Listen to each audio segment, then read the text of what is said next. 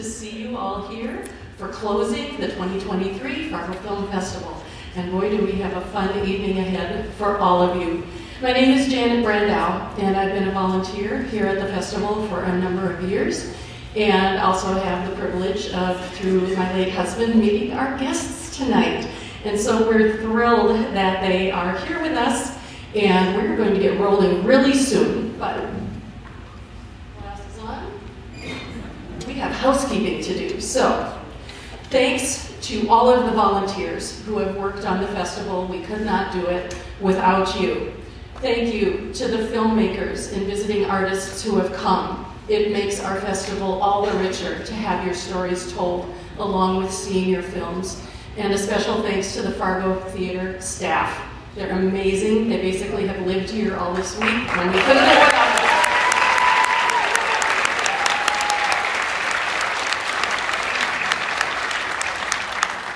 And a special shout out to our fearless leader, the executive director of the Fargo Theater, Emily Beck.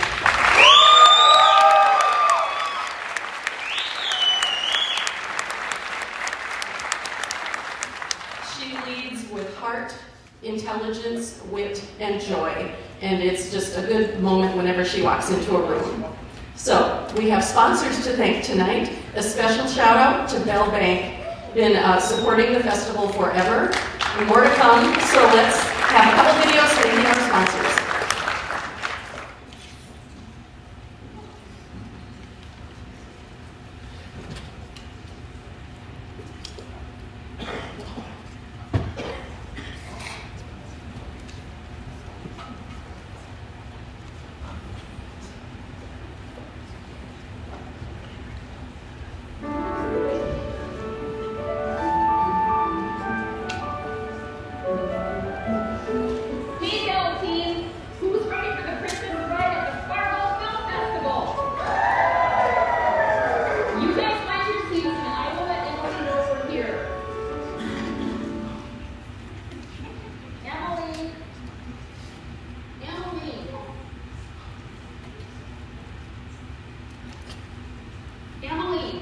Are you down there?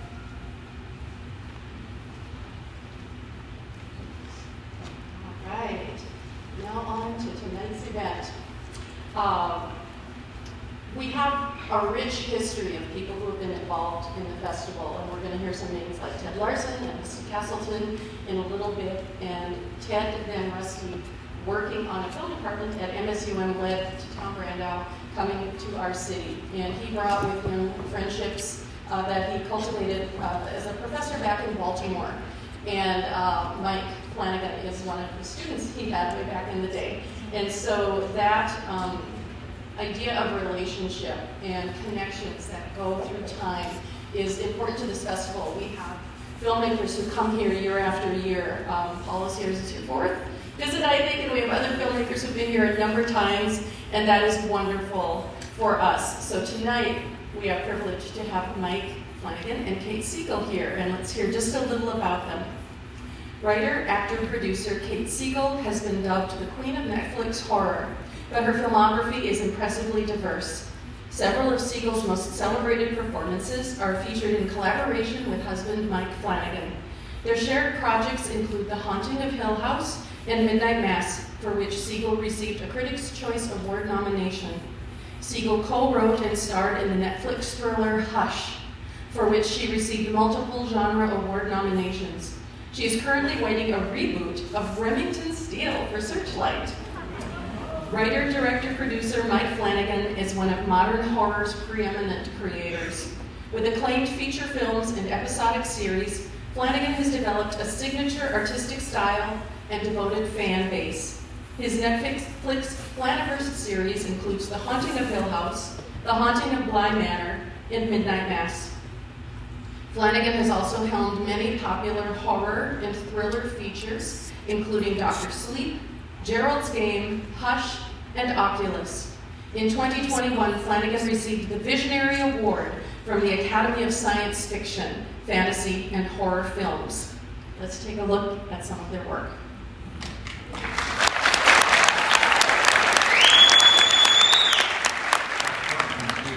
We wear it on our forehead today, just a smudge of it, okay? A smudge of death, of ash, of sin, for repentance, because of where this is all actually headed. Rebirth, resurrection, eternal life, life that rises again. Even out of darkness, love rises again. Even out of sin, even out of disaster, rebirth, restoration, eternal life. As Psalm 60 tells us, God, you have rejected us, you have broken us down, you have been angry, restore us again. That's what it means to have faith, that in the darkness, in the worst of it, in the absence of light and hope, we sing.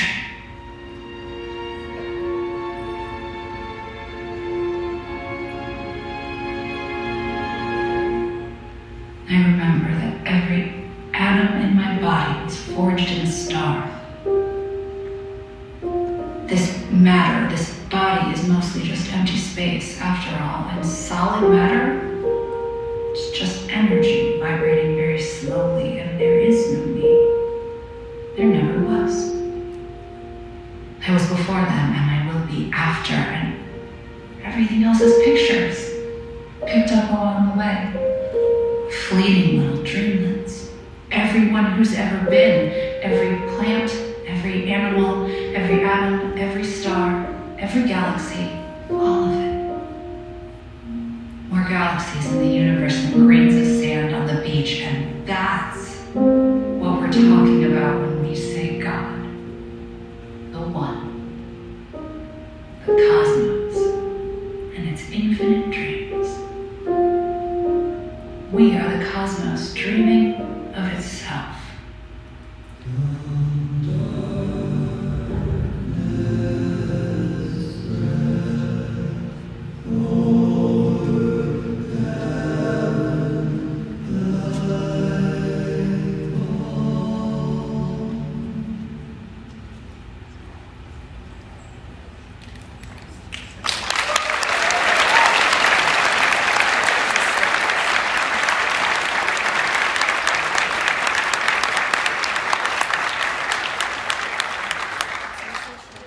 Warmest Fargo Film Festival welcome to Kate Siegel and Mike Flanagan.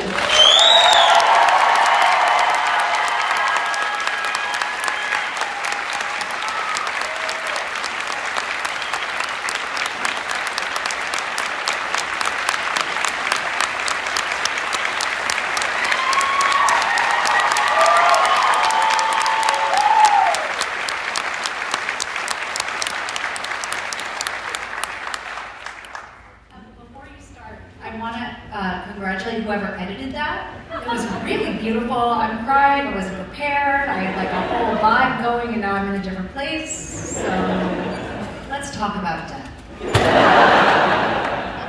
Speak to us of editing.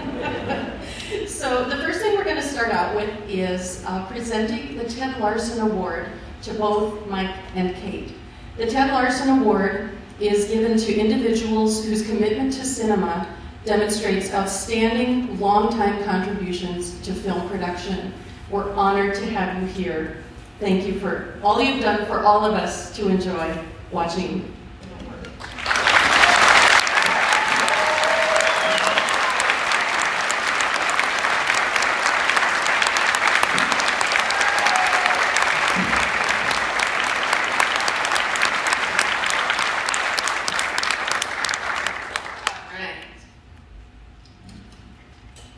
We're going to start the conversation out with one more nod to the past, and then who knows where we're going to go. I know. Well done. We need that. So Mike, please start us out with maybe a memory of Tom, any memory, and how it feels to be back at the Fargo Film Festival for the third time. Yeah, no, absolutely. How many people out there had Tom Brando as a teacher? I met Tom in Baltimore at Towson University. I was an undergrad, trying to figure out what to do with my life. I loved movies. I always wanted to make them ever since I was a little kid, and I didn't know how to do that. And there was one teacher there who had just made a feature film on film, narrative feature. That was Tom Brando. And I was a bit of a mess as a student, especially in the beginning. And I had no idea what I really should be doing in college. I didn't know how to do it, and I was in the film program. I was insecure as anybody else. And I was also notorious for cutting class. It was just something I loved to do, because if I got overwhelmed or if I got inspired, I would go down to Bill Bateman's and eat chicken wings and drink beer. And Tom started to realize that I was skipping his class to run down there and do that. And so one day he chased me down to Bill Bateman's. And I'm there, I'm 2 beers in, I'm trying to kind of wrap my head around what I want my future to be, and in comes Tom Brando. He says, "You can't do that. You can't just skip my class on a whim. You need to take this seriously." And I said, "Oh, okay, I'm sorry, I won't do that again. You want a beer?" And he said, "Sure." And he sat down, and we became friends at that point. And he remained my teacher for the duration of my time at Towson. But he was also a mentor and a wonderful friend, and he let me help with his film. He let me help with Cold Harbor, and help conform a trailer and help him get that movie ready to go out. And I learned an enormous amount about filmmaking and about what it means to be a filmmaker from being with Tom Brando. Tom came here, and I had just graduated, and I had made this little short film about a haunted mirror, and I shot it in LA for $1,500. And Tom said, "Hey, I bet some of my students would love to see that. Why don't you come out to the Fargo Film Festival and we'll screen your movie?" And that was in 2006. It was the first time I came here. And I brought Oculus the short here, screened it. I slept on Tom's couch while I was here. And then I came back 5 years later in 2011. We had the world premiere of my first horror feature, Absentia, right on the screen behind me. And I was here with Dougie Jones, and we had a wonderful, wonderful time. And so this is my third time at the Fargo Film Festival, and this award, which I know means so much to the festival, and I know a lot about its history because of how it intersects with Tom, means just an awful lot to me. And it's surreal and quite emotional to be here. So I've had 5 extraordinary days, kind of reliving that. But all just to say thank you.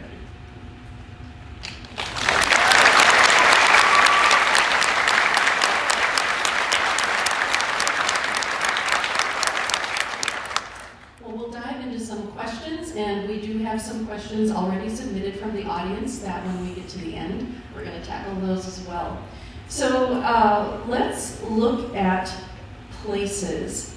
You have settings that, in essence, become characters in the films, like Hill House itself, like the island in Midnight Mass, and like the hospice house in Midnight Club. Can you talk about, that as a writing approach, but then also as an execution approach when you're filming, that has to continue and become visual to the audience? So how does that feel? How does that work when you're doing that?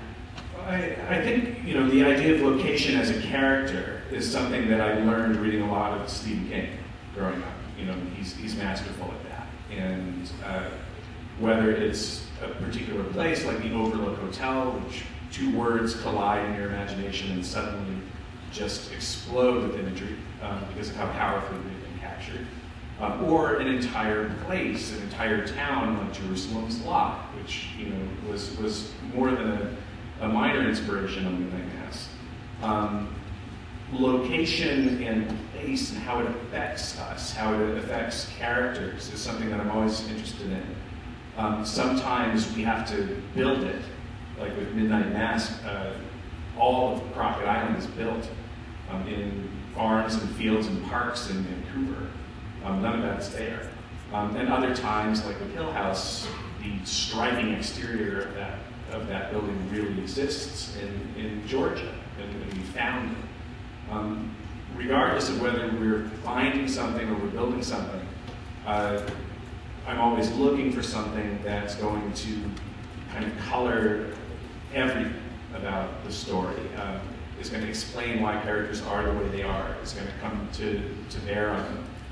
Sometimes we have to do that digitally, like Bly Manor is an entirely digital creation. In fact, when we were on set, Bly Manor was a pile of shipping containers with a blue screen draped over them and a door, and that was it. And we used to have to rely on actors to interact with it and look up at it with fear. There's something in the window, there's something there. And it was just these shipping containers with the blue screen. And to help them, we very helpfully spray painted the words Bly House on the blue screen. It's true. And sometimes it is that kind of reliant on the imagination of an actor to bring it to life. But we've been lucky so far, and a lot of those locations really have, worked out thanks to the miracle of digital effects, or to my personal favorite example, the town that they built, the physical place they built for Midnight Mass was stunning. Okay, you had a somewhat different relationship to location in the thriller Hush, which you co-wrote and starred in. And part of the effect of the location was prominent in the writing of that piece. And then the way the house is laid out resulted in actions that gave you a very physical kind of performance. So why don't you talk us through that piece as well in your work there? Yeah, when we wrote the movie Hush, we based it on the house we were living in LA, which had a lot of windows and was flat. It was a one-story house, and we had come up with this idea, which there are remnants of in the film, when Maddie says she has all those copies of the book in her attic. What will happen in Act 3 with that Act 1 seed was she was going to set all of those books on fire to bring the fire department, and that would save her. Well, we got to Alabama. Also, P.S., if you're writing a first feature, once you set anything on fire, your budget just tripled. So, fun fact. We get to Alabama, and we can't find this house because the sliding glass door is important and all of the reflective surfaces, and our location manager eventually goes, well, my mom lives alone in the woods. And at first we were like, we have a lot of follow-up questions. But, so we get to this house, which obviously becomes the Hush house, and it's perfect. But we can't set this woman's house on fire, I'm told again and again in meetings. Weird. And so Mike and I would, at the beginning of this prep schedule, when we're trying to get crew, we're trying to get fittings in, and we went and got my hair dyed, and it turned out Wednesday Adam's black, and everyone's panicking because they're like, this just absorbs light. And I was like, thanks, guys. And we're rewriting the script based on the house, because there's this really cute sort of half attic where I can pop my little head up and look around. And then we discovered this porch, which is the feeling, the footsteps of the man on the porch was something that happened in real time. This is when we also figured out that we had to remove her front door and use a sliding glass door because we can't smash a woman's sliding glass door. I keep getting told in meetings over and over again. And so in real time, that house was a character in the movie and a very difficult actor because it had a lot of demands, whereas I would just curl up in a bathtub and cry myself to sleep. That house also pointed out a major flaw in Oh, our this is script. amazing! Because if you live in those woods by yourself, there are certain precautions that a reasonable person would take. As our art department learned, because we took our poor location manager's mother and we relocated her very kindly into a hotel while we destroyed her home. And the first step was to take all of her possessions out of there and place them with art department possessions that we wouldn't feel bad about if we destroyed. You know, we wanted to protect her things. But we couldn't open a book that we pulled down off of the bookshelf without a gun falling out. There's a room that you never see because we can't use it because it's full of taxidermied heads. Yeah. And she's like, oh yeah, I wouldn't live out here without the guns. 5 or 6 guns. Yeah, no, 15 or 20 guns. We just kept finding them. And she would say, and in your story, the woman who lives in this house is unarmed? I don't think your movie's going to be very good. I said, you set your house on fire. I didn't say that to an old person, or did I? We'll come back to that. And we're on a need-to-know basis here. So as an actor, for the stunt work, did you have stunt double? Was that all you? And there's sort of a gruesome hand injury. How did that all work? So we couldn't afford a stunt double. That's all me. And I was so excited. I was a brand new baby actor, and I was like, I'm going to do all my own stunts because I was like, Tom Cruise does all his own stunts, and I want some of what Tom Cruise does. And so I'm ready and I'm doing it. And the first stunt I had to do was when Maddie goes in through the window and falls on the desk and falls down. And I'm so excited. And we've rehearsed it a couple times, and they can't really put pads there because it's sort of a wide shot. And I do it, and I bounce off the desk, and I flop on the floor. And I go, oh, that was rough. I'll be in my trailer if. And Mike goes, back to 1. And for those, that means he just wants me to start again. And I was like, what do you mean? He's like, oh no, you have to do that 5 or 6 times. And then we have to go in for a close-up where you're gonna have to do it 5 or 6 more times. And that started a real teardown of the body of Kate Siegel. That follows in real time with this movie. Because the other thing I discovered is sometimes when you're doing a stunt like slamming your hand in a door, you think that the stunt coordinator is gonna make it so that it is safe to slam your hand in the door and then it'll stop or whatever. And no, what he means by safe is that it won't literally break your hand. And so they just sort of slammed my hand in a door over and over again. And it's like, at the time I was very green, now I would have been like, absolutely not, hard pass. Like you see me, I didn't walk the fields of Bly Manor for more than 1 day. I was like, I will take a whole other person to do that for me. But at the time, I learned a lot of valuable lessons about doing your own stunts. But it's all me. We knew this too in prep. Me and Trevor Macy, the producer, Kate said, I'm going to do all my own stunts. And we just kind of looked at each other. And we knew how this was going to go, but we also knew we couldn't afford a double. And we were like, you're going to be fine. And they also buttered me up. They're like, you're so brave. So good at this. You. And we shot in order. We shot that movie in chronological order, which is a rare thing with a movie. So when you see Kate at the end just limping out into the kitchen, you know, that's just what she would look like at that time. Am I doing it? Am I doing it? Yeah, and it would be like, hey, do you have another take? And she's like, is this movie still happening? Yeah. So then,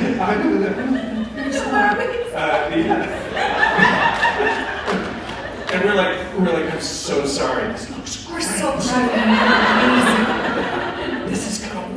it's going to be fine. It's almost over. I can get 2 more takes. Can we get the guy to choke Kate? Where's the guy who's gonna choke her? Yeah, send Gallagher to his room. Bring in the guy to choking Kate. We didn't want him to hurt his hands, so we let John Gallagher go to his room. He Stuck plays double guitar. team. He's a very... He had a double. He did. Who was very sick and would go throw up in the bushes between scenes. Yeah, he had the flu. So we were real careful with him. He'd finish throwing up, and we'd say, now take those hands and wrap them around.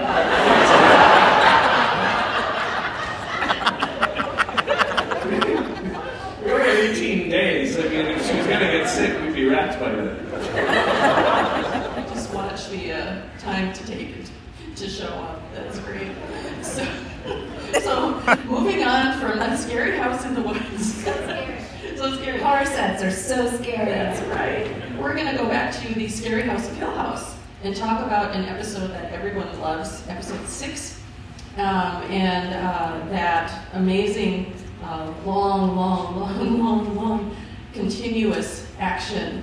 And that, of course, also impacted everybody, starting with how the set was built and how you wrote it all, and then the performances had to continue along with that action. So talk us through those days. You've put your finger in the soft spot, because that's probably the most difficult piece of filmmaking any of us involved in that will ever try to do. It was my first TV show. I really wanted to sell it. And when I was in my meeting at Netflix pitching it, I was just grabbing for ideas that I thought they would want to buy.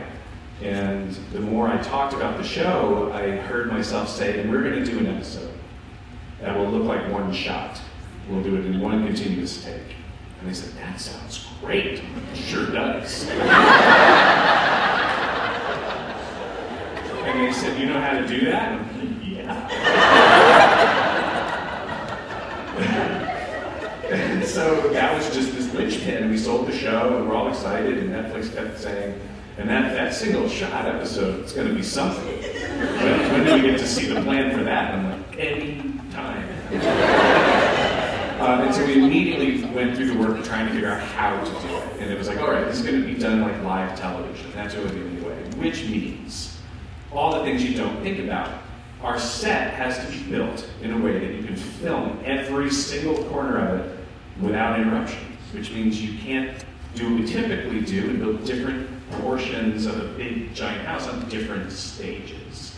It had to be a 2-story, fully functional house that not only needed to collapse into a version that looked picture perfect from every angle, but needed to have trap doors and secret passageways for the crew and for the camera and for all the mechanisms of production.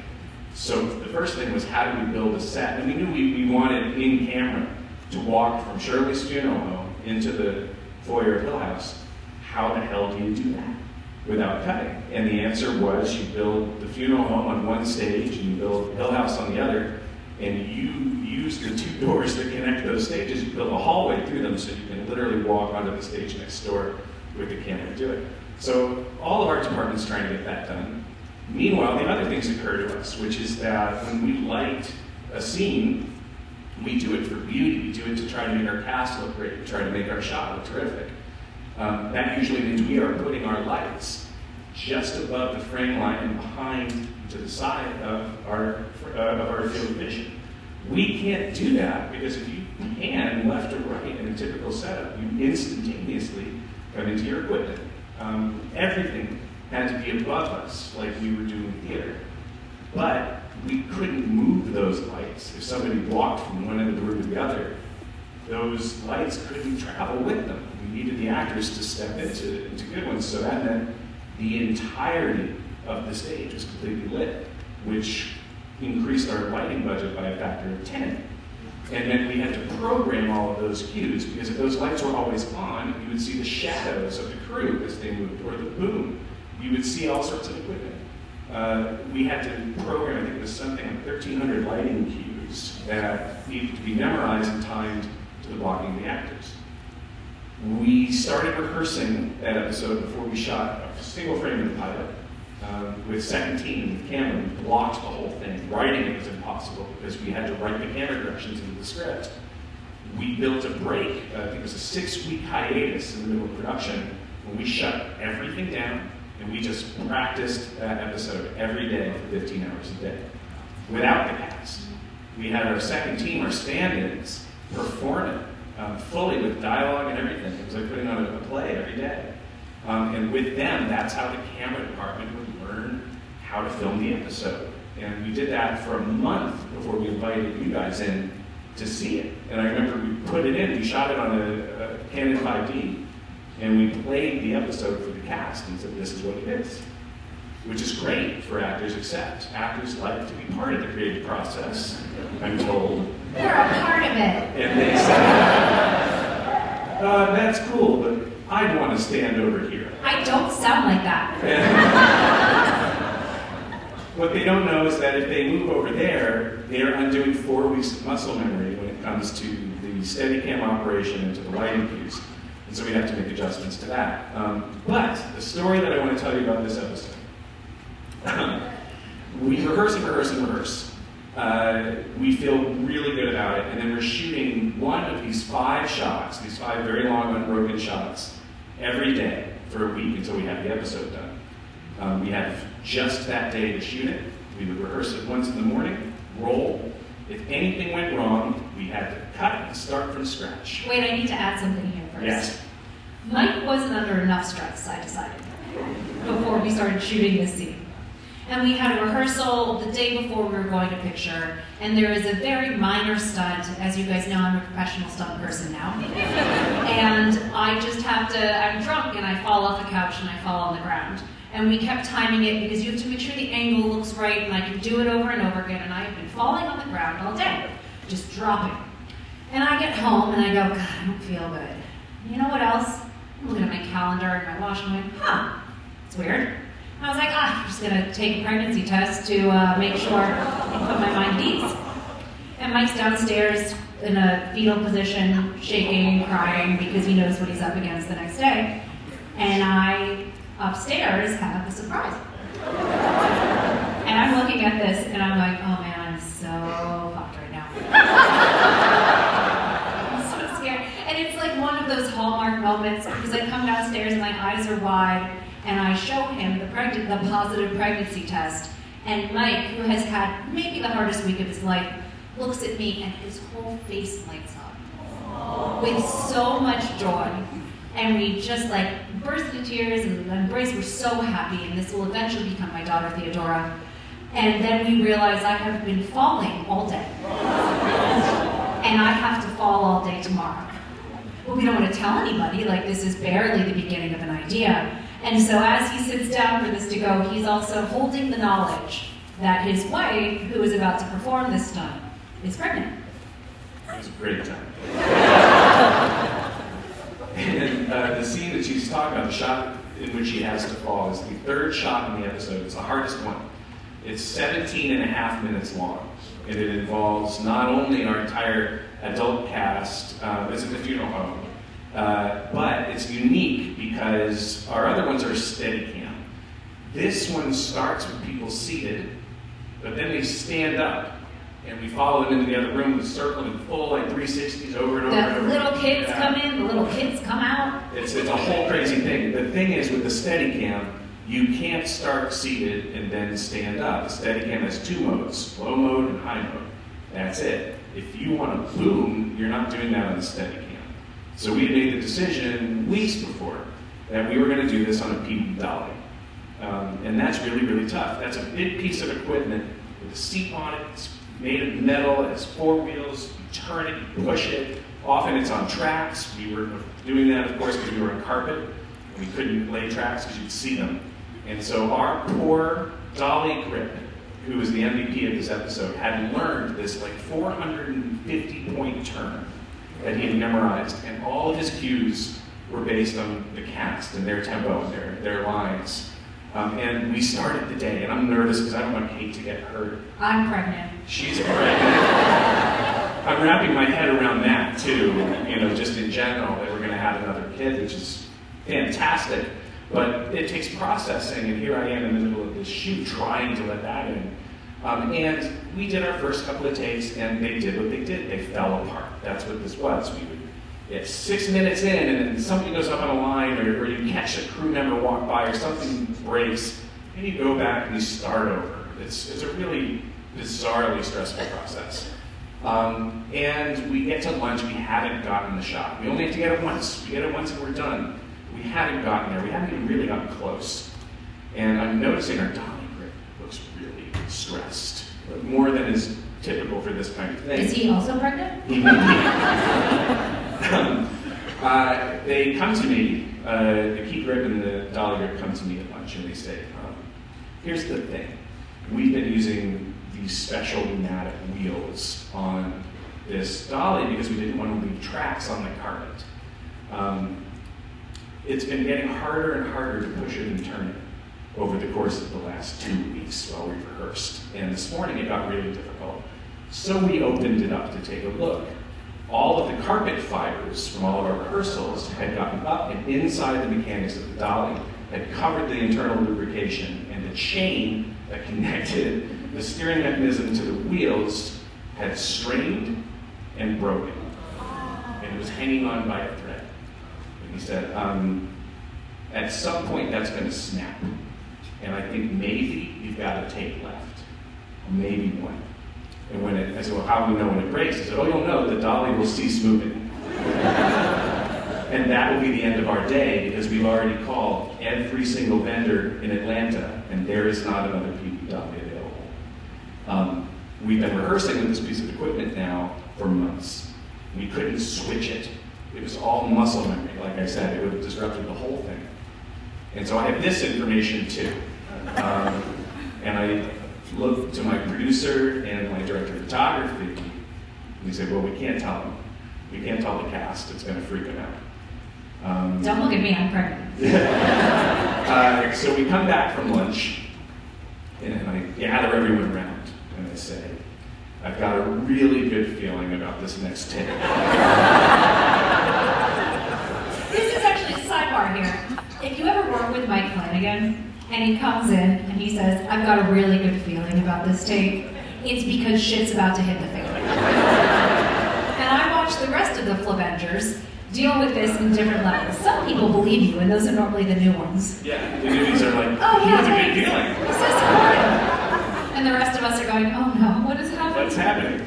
So there was nothing I could do but sit at the monitor. I controlled the doorbell for that episode, so I'd have something I could control. Otherwise, I'm just there. I had a little remote, and so every time in that episode someone's there and you hear the doorbell, that's me going ding dong, just to control anything. We felt so helpless. And so we get in there and the take begins.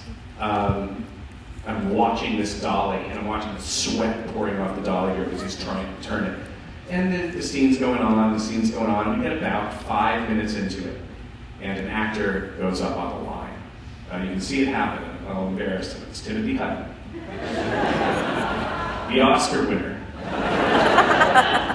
Just kind of forgot what was next. And you can see he's in the foreground, he's telling a story about little Nellie, everyone's sitting behind him, and you see him just stop talking. And I'm back there like... And he knows that I said, if you don't hear me say cut, no matter what you think has gone wrong, you must continue. That's the rule of this episode, because we had this whole gladiator thing, where if like a flag went by, everybody would look at me and it'd be like this, keep going, we'll paint it out, whatever it was. But I was like, I'm not going to call cut. We've just burned 5 minutes.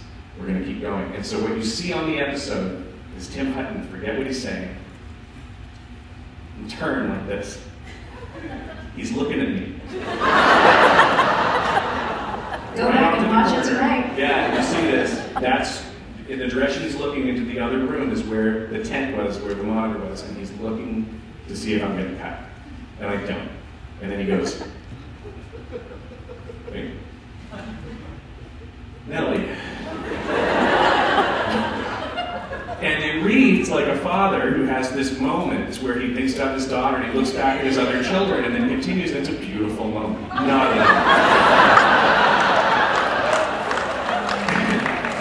So we're back there, and I'm like, just keep going, just keep fucking going. They keep going because I didn't say cut, and he watched Tim go up, right? So then Tim gets up, and he heads to the coffin, but he feels like we're behind now, because there was this gap, and your internal clock starts to be like, we're late. There was a pause, right? So he speeds up. That means Cameron has to speed up to get back ahead of him. And then the others see he's going faster, so they're up faster. McKeel's up behind him. And the pace of the episode starts to just increase. And I'm back there like, what's happening?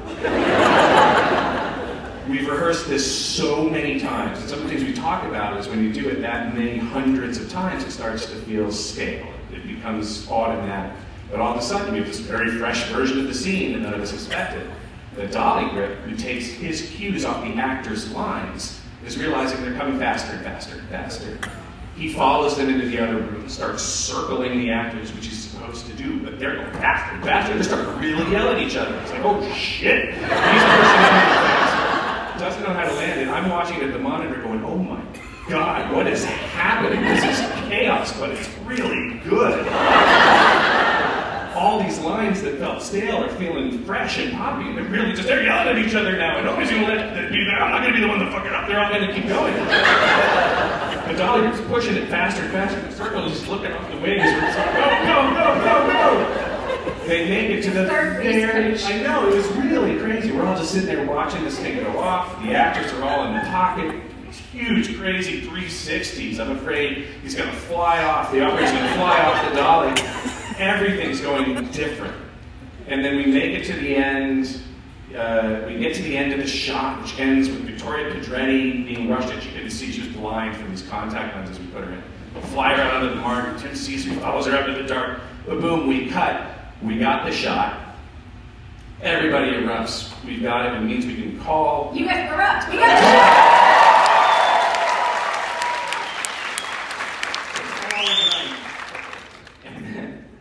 I watch the grips walk over to the dolly. All they have to do is remove it from the set. It is stopped right where we finished. They pull it back, turn the wheel once, and the chain snapped. The dolly is now useless, and the cast is watching as the grips pick it up like a dead soldier. Carry it in their arms off the set. Everyone's going, huh? This is crazy. But at lunch, and I told them what was going on with the dolly, and everyone just kind of then gives me the like, kidding me? Like, you didn't tell us that? It all worked out great. And they carried out the dolly. We were able to use it again. They were able to get a replacement 2 days later, but by then we were back into steady cam mode. We did the rest of the show, and none of them were as difficult as that one. So they were like, now we're just doing like an 11-minute shot. Piece of cake. And we finished the thing. Fastest edit of my entire life. Just put 5 shots in order. The episode was done. It was note-proof. No studio exec could make a note. There was no change we could do. So like, I'm not sure about this moment. I was like, well, what are you going to do? That's what happened. And people love that episode. I'm so proud of that episode. But it almost killed us to do it. And I vowed at the time to never do that. I said, well, we're never going to do it. And so you'll see in some of the other stuff later, we take little stabs, little half-hearted stabs, like in Midnight Mass, we do like I think it's like a 9-minute shot in episode 2. Yeah, whatever. And that's steady cam on the beach, piece of cake. And Rahul Kohli's terrified. So scared. To do it. They're just like, oh my god, I don't know what we're doing. And everyone who worked on Hill House was like, oh, shut up. Pick up the cat, it'll be fine. Mike Flanagan likes monologues. Sorry. And he's really good at them, not only in his productions, but in real time telling us wonderful stories. So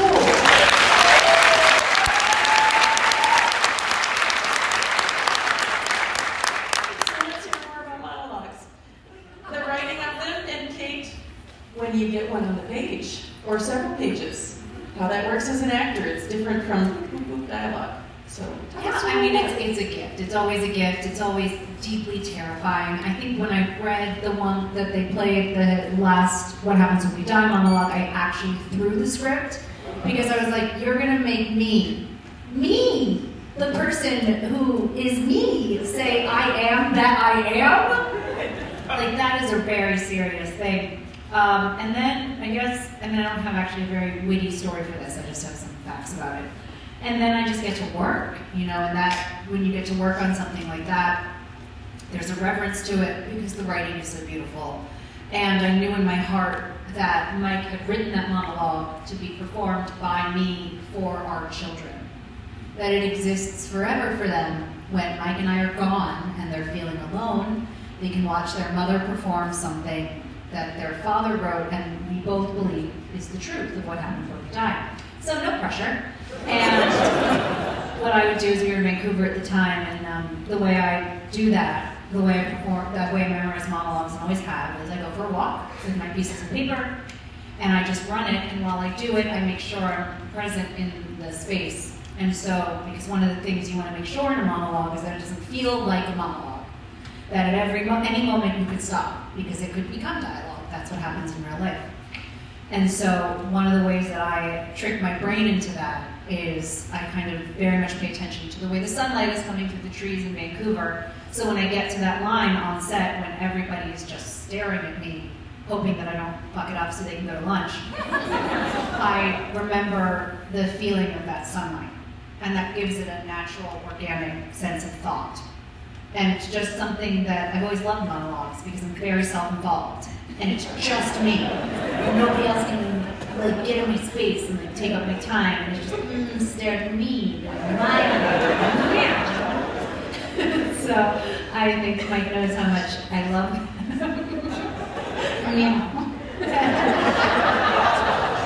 gone off the rails.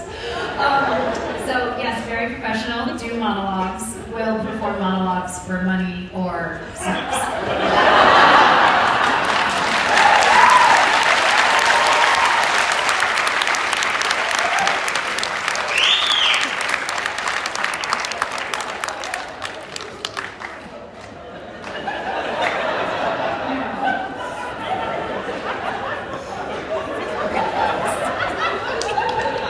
Thank you for coming to my TED Talk.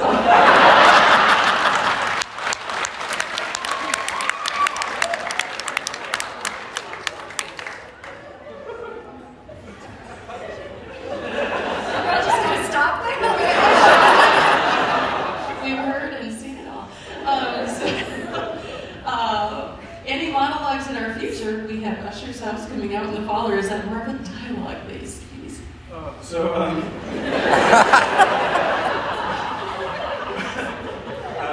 I actually got yelled at by Netflix for doing too many monologues. And by some of you, don't pretend that you didn't take to the internet and say this show feels I've very seen your talky. tweets. Yeah, so we tried to do a monologue-free show at the Midnight Club. We tried to stay away from it. The House of Usher has one. It's really funny. And Bruce Greenwood does it. And it's one of my favorite pieces of writing that I've gotten to play with for a long time. But it's not a kind of what happens when we die soul-searching thing. It's really funny. And I remember turning in the script to Netflix, who were really excited because the House of Usher is different from anything we've ever done. It's I keep calling it my comedy, but it's so bloody. It's really wicked and wild and brazen and dark and twisted, and it's really fun. And they were really eating the scripts up, and then they just kind of, you get to this one script and you turn the page and it's just one block of monologue that just covers the page, and you kind of look at it and then you turn the page and it keeps going. And they read it and they were like, all right, you can have this one because it's funny. So we have that, but I believe in general that monologue is kind of a dying art. And I was a theater minor in college, and I loved, one of the shows that I got to perform was Bash by Neil Beard. And that's basically, it's a collection of monologues, and it was so much fun. I loved it so much. One of my favorite films of all time, two of them, Jaws, of course, just perfect film. But Quint's Indianapolis monologue changed the way I saw movies when I saw that. And then I'm a huge devotee of Vin Vendor's Paris, Texas, which features a monologue at the end by Harry Dean Stanton. That is perfect. And I regret very much that I think movies and television have trained people to operate on a faster rhythm with how they watch things. It's discouraged patience over the years. And to sit with an actor and to really watch them take you on a journey using nothing but words is one of the oldest magic tricks human beings have. I love it. It can be completely transfixing and transportive when it's done well. And I'm always trying to do it well. I'm always trying to create a moment where an actor can take us back to sitting around a campfire and just be carried away by language and by performance. I will want to try to push it into everything I ever do. It's really fun to watch actors get a chance to do that and not just watch their performance be cut up into so many pieces. It's really rewarding. So I hope that we're able to help, keep that trucking. I've been encouraged to have seen it pop up more and more in genre films. And every time it does, it encourages me that there's still an appetite for it out there. So I hope we get to do more. Well, glad to have Bruce Greenwood enter the conversation, a new addition to, I don't know what the right word is, your core of Avengers. So, yes. We're not really calling the Flavengers. I'm really calling us the Avengers. But ever since the Flanagan thing, which is not our idea, we reacted to it when we saw that Netflix did this Flanagan thing. Oh wow, we got some real Avengers friends in the house. And we would say, they might be Avengers. and we would say to the cast, Avengers assemble, when we had a new show. So we've embraced it now. Yeah. So those people who have worked with you often, both behind the camera and on camera, that's a tradition that certainly goes back to both theater and film for certain directors. And talk about that, how that affects your process, and just days on the set when you have people around you. For me, it started with CRUME. I was lucky enough when my first kind of real movie, which was Oculus, got off the ground. Trevor Macy produced it, and since then he's produced everything I've ever done. And that was the first. That was the first relationship that kind of began to form this production family. And it carried into the crew in a big way. Michael Finaniari was my DP on Oculus. I won't take a selfie without Michael. He's worked with me on just about everything I've ever done. And if he wasn't there, it was because he had an opportunity that we both agreed he had to take. And that started to carry over into my key grips, my production sound mixers, dolly grips. I really like to have a lot of the same people back again and again because you develop a trust and a shorthand, and collaboration is so critical when you're making a film. Directors get credit and blame, but we're only there because we're standing on the shoulders of dozens, if not hundreds, of talented people who are making this project theirs. I want the best people for those jobs, and when I find them, I want to hold on to them. That began to carry out, into the cast too, and it honestly started with Henry Thomas. It's Kate.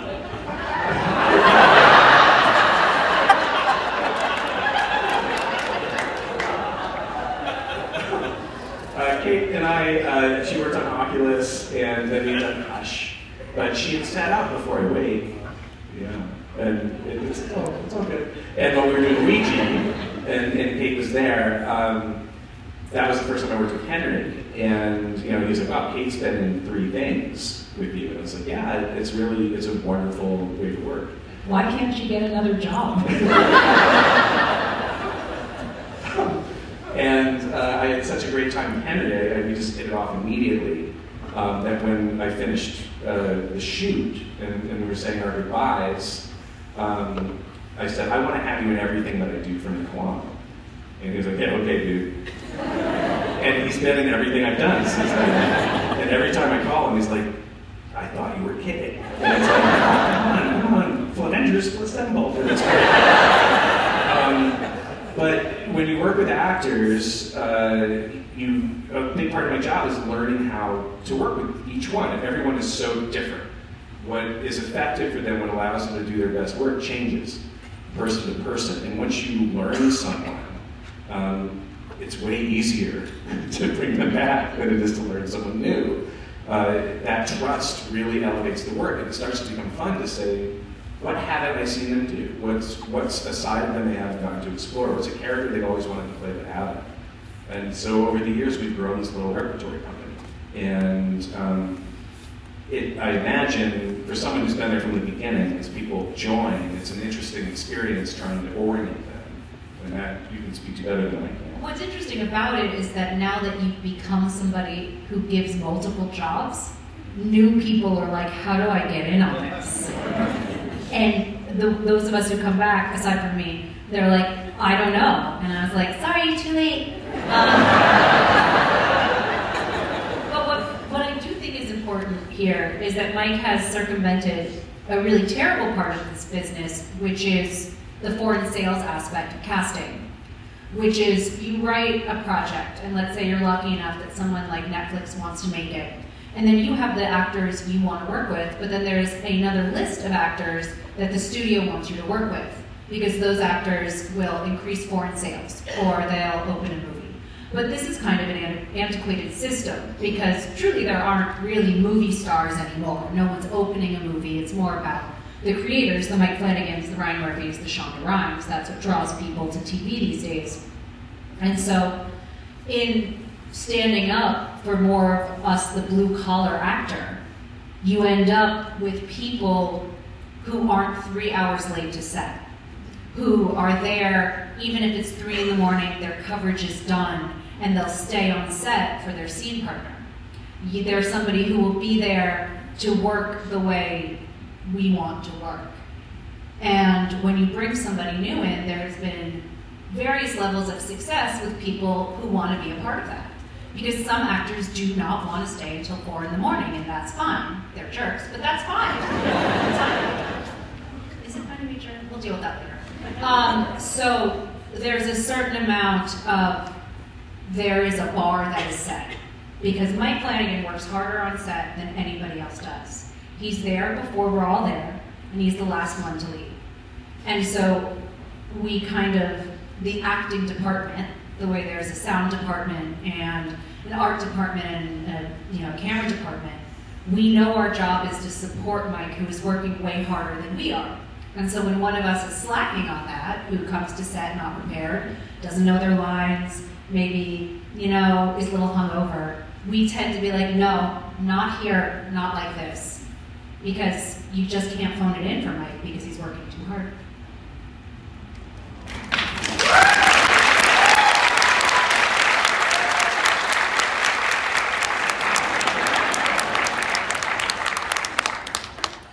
Another long-term relationship you have is with Stephen King.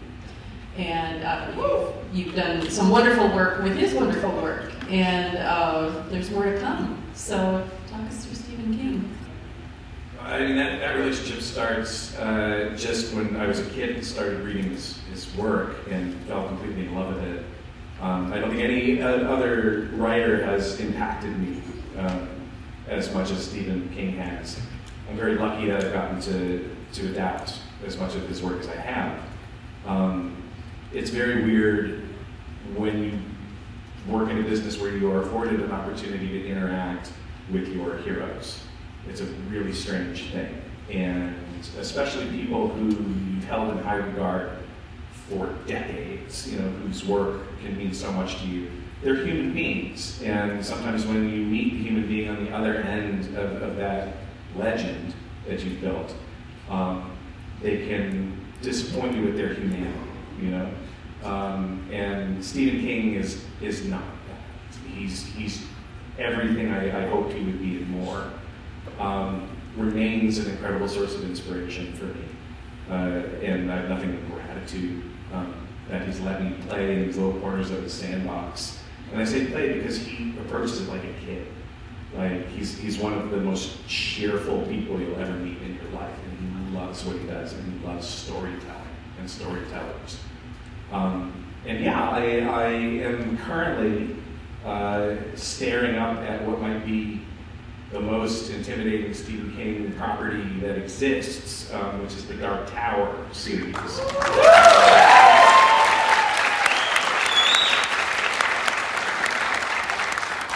And it's this, I've wanted to be on this journey, for most of my life. And it was always the project, it was my dream project. It was like, if I could just develop enough momentum in my career that I could be the one to tackle the Dark Tower, that would be amazing. And it's one of those kind of be careful what you wish for stories, because I've had the rights for a couple of years now, and I've been working diligently trying to craft it and trying to get it done. And it's the most overwhelming project I've ever come across. But we are making some really good progress, and I'm hoping there's going to be some very exciting news we can announce pretty soon. I can't say it yet, but things are going well and looking up. I'm pregnant.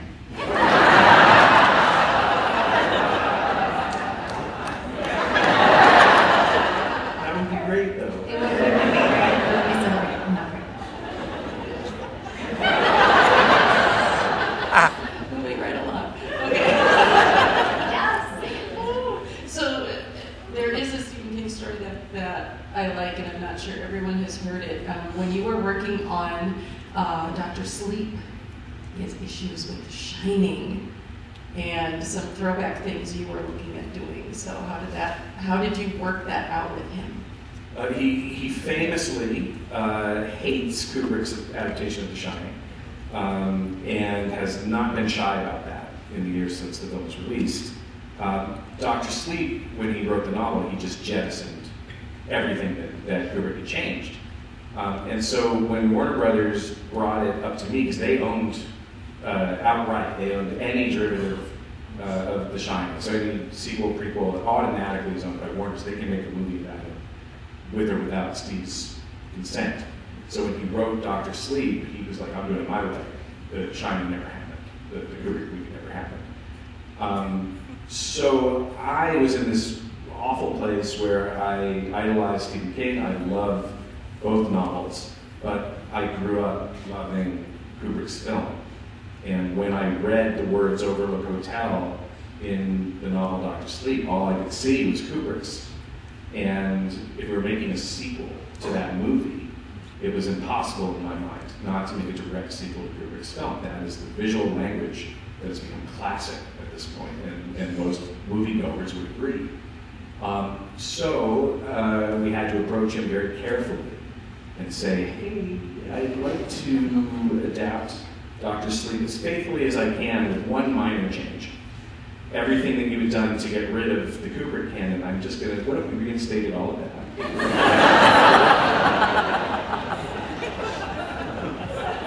And he said, no. Fair enough. And I promised if you didn't bless it, I was not going to do the movie. But I said, just hear me out before we say no completely to this, and I'll walk away, I promise.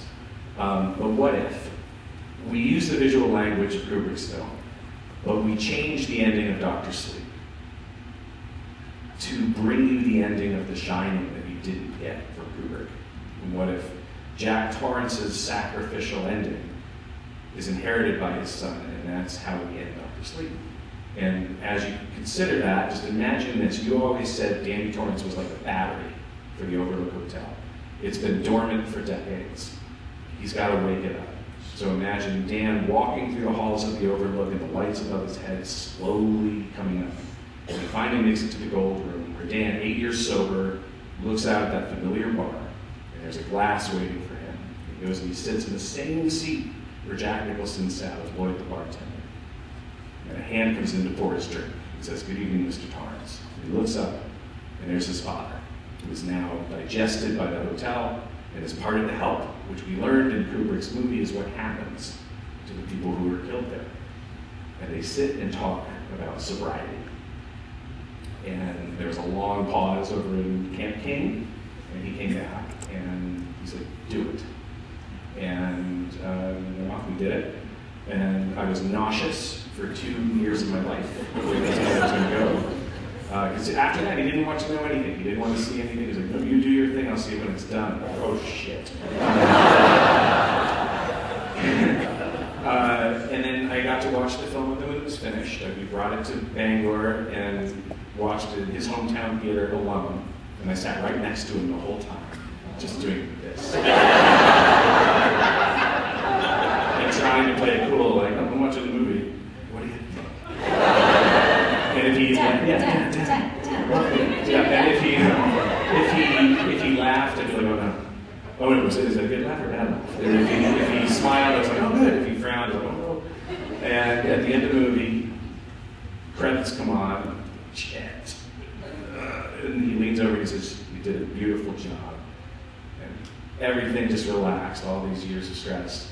And I remember thinking, I said to Kate afterward, because the Kubrick estate had also watched the film and they loved it. And Steve said, "This actually changes my opinion of Kubrick's films. Taken together, this warms that up." I thought that was incredible. And I said to Kate, "This is the best case scenario. Even if the movie bombs, this is all that matters." And then the movie bombed. Spectacularly. Yeah. We were there opening night I of the saw- Dome. Oof. There's an article in Variety today, and I'm not kidding, that's like a list of 30 movies that were good that bombed, and we're on there. That happened today.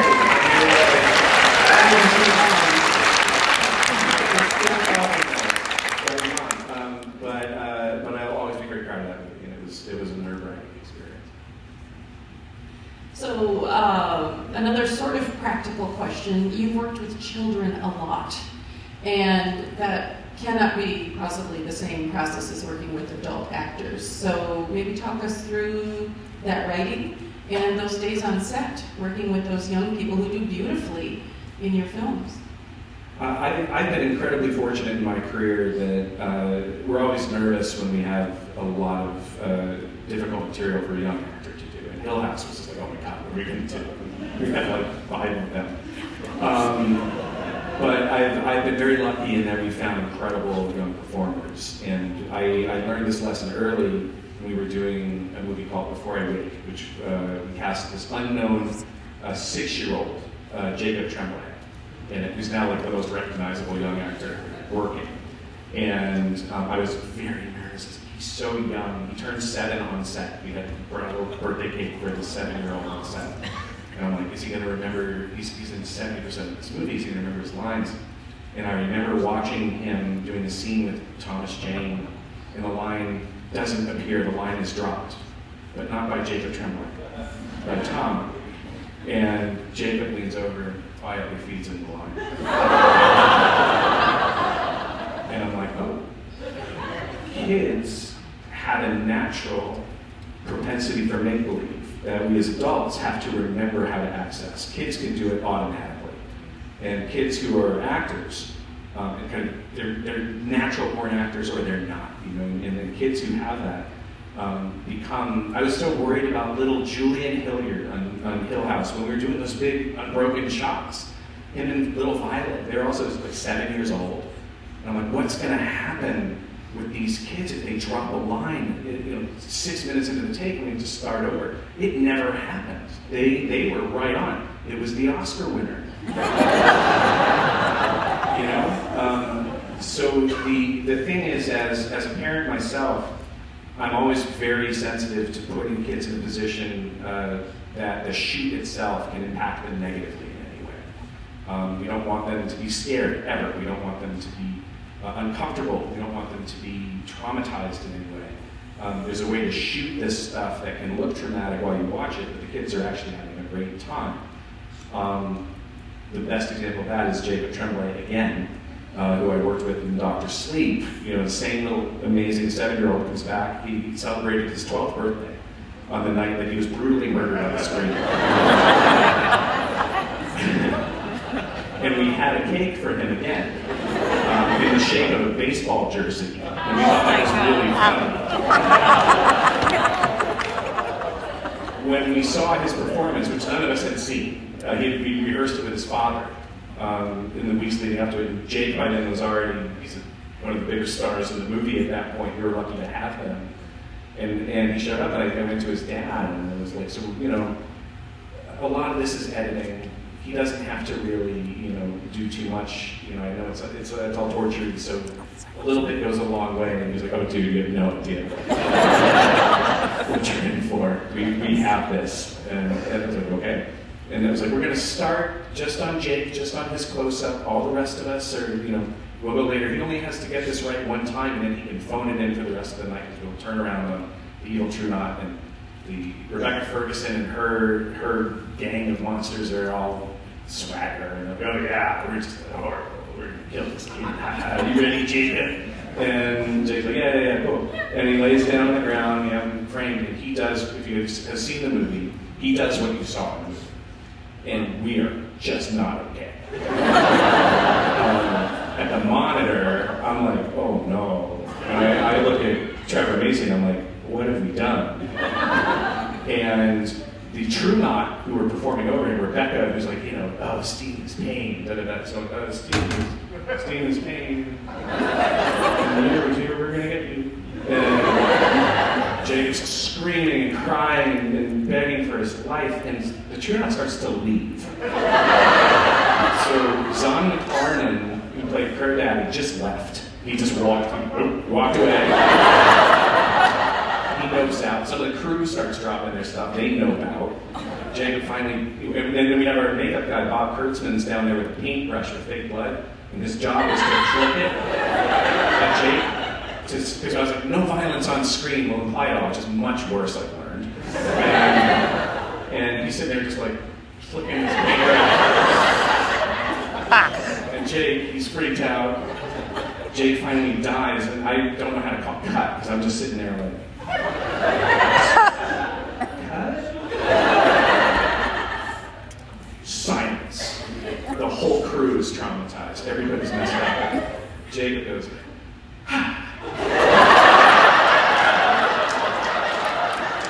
he pops up. Everyone's just staring at him. His dad, at this point, is just leaning off to the side.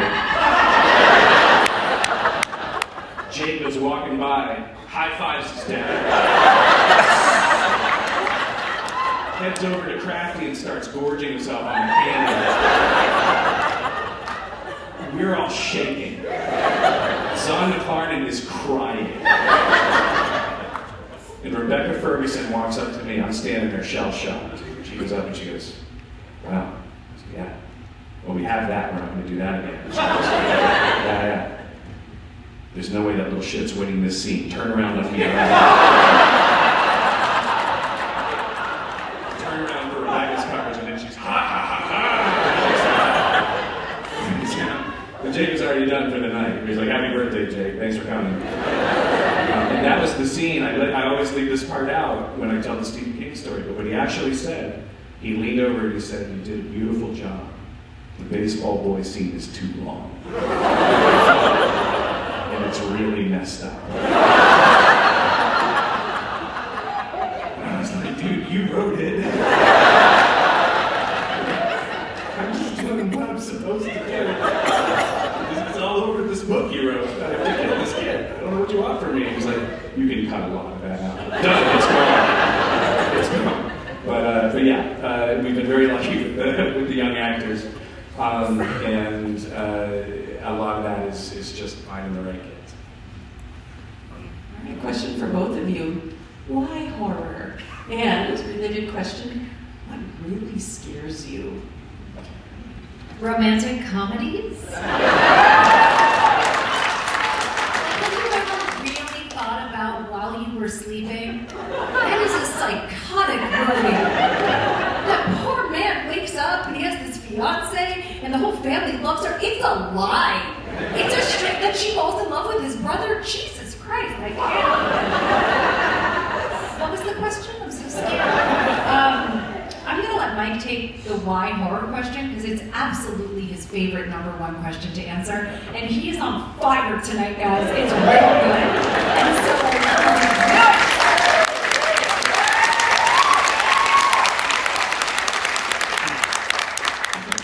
So why horror is one of my favorite questions, and I get it all the time. And it's interesting to answer it in this room because in 2011, when I was here with Absentia, one of the things Tom said to me before it screened was, he was like, "Don't be surprised. This isn't typically a horror crowd," which is a really interesting thing to say. It's something that I understand very well because I was someone growing up who did not like horror movies. Whenever I have a chance to talk to people who don't like horror, it's one of my favorite things. I was the kid who couldn't watch a scary movie without covering my eyes. I would make excuses at slumber parties if my friends were watching something scary to go to another room during a scary part. I'd be off to the bathroom for 30 minutes and peering around the corner to make sure it was over. I was scared. I was scared of everything. And that fear carried off into my day-to-day life. I was scared of interacting with other people. I was scared of being bullied. I was scared of a lot. And I found solace in trying to connect with my peers and be able to make it through the scary movies that they were watching. And I started to realize that I couldn't handle them, and I needed to try to do something safer. So wanting to be accepted by my friends, I started to look at scary books, because I assumed that must be easier. I can control the experience, it will only be in my imagination. Absolutely the opposite is true. And I started reading It by Stephen King in 5th grade. And it was traumatizing, but I was so invested in these kids that I had to keep going. And I gradually began to realize that if I could force myself to make it through to the end of a scary chapter, and then just to the end of the scary book, make it through the end of one scary scene without covering my eyes, make it to the end of a scary movie, that I was actually making myself braver in tiny increments. And the thing about horror, why horror, is that this is what the genre can do. The genre is a factory for courage. And people don't understand that because it can make them uncomfortable. All of us strive to find commonality. You know, the experiences we have as human beings in this world are vastly different. And finding common ground and things we have in common is, you know, the work of empathy. It's what makes us excel as a species. The one thing, the first thing we all have in common emotionally is being afraid. And it happens to us before we can form memories. It happens to us when we are brand new.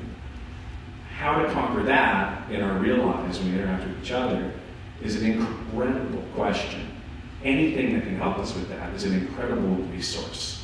And I think horror as a genre in fiction, in literature, in campfire stories has existed and persisted for all of these years, these millennia, because it helps us get braver, a little bit at a time. And it helps us carry that bravery into our lives. The more I watched scary movies, the more I read scary books, the more confident I was dealing with my peers and dealing with the challenges that scared me in my life. And then you realize when you've got people in this heightened state, when you've got them in this safe space where you can turn up all that anxiety and all that fear that we feel, and you can express it safely with a safety net, the lights will come on and you're fine. You can hide all sorts of other stuff in there too. You can ask questions about the darker sides of our nature, about the darker sides of how we interact with each other in our society, in a format that people will actually engage with, that isn't preachy and that isn't aggressive. I remember the first time I realized watching Night of the Living Dead, as scary as it was and as thrilling as it was, that I was watching a movie about racism, and that it was making me think about it. in a visceral way. This genre can do that. Horror can do that in a way that no other genre can. A lot of people in the business will say, why horror? When are you getting out of horror? When are you going to do a real movie? And it's like, never. I'd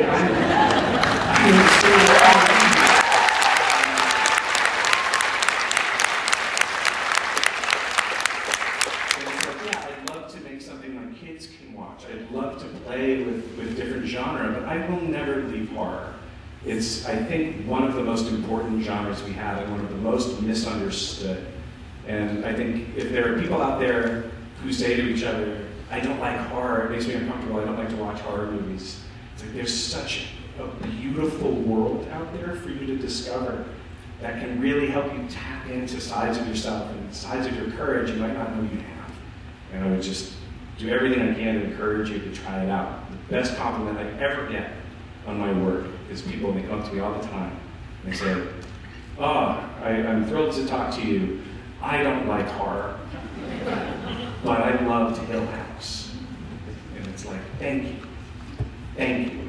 That's why we did it.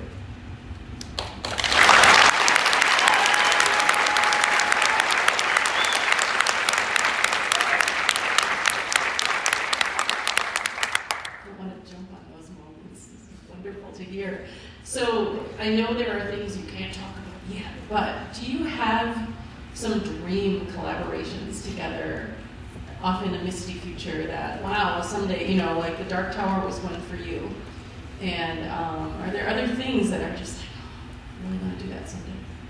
I try not to get over my skis like that, because the right stuff tends to find its way to us. Like there are dream parts and dream people I wanted to play in my life, but I like to kind of leave that in Mike's hands, because what ends up happening is while I'm thinking about the Elizabeth Taylor biopic I've always wanted to make, Mike will come up and say, hey, have you ever wanted to play da-da-da-da-da-da? And it tends to be something much more meaty than I would ever imagine I could do. I keep getting asked by my team, I guess it's kind of a version of the why horror, but I keep getting asked by my team, like, can you work with someone other than your husband? And I'm like, that's a weird thing to say, but cool, thanks for calling. And a lot of people will say, like, you need to go do a commercial hit, you need to go do these things, and I say, what I've always said is, find me someone who writes a better woman than Mike Flanagan. And